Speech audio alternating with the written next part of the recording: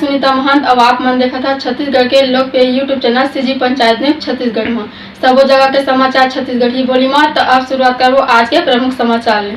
छत्तीसगढ़ में फिर कांग्रेस के सरकार बनाए के तैयारी जोर शोर ले शुरू है। कांग्रेसिया मन के नवजट टटोले से प्रदेश कांग्रेस कमेटी के प्रभारी कुमारी शैलजा और सह प्रभारी विजय जांगीर सर्किट हाउस में जांजगीर चांपा लोकसभा के पदाधिकारी मन ले चर्चा करीन।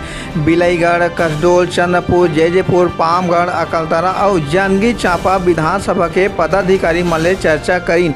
ओकर पहली चरण में बिलाईगढ़ के पदाधिकारी ले गोट बात शुरू करीन।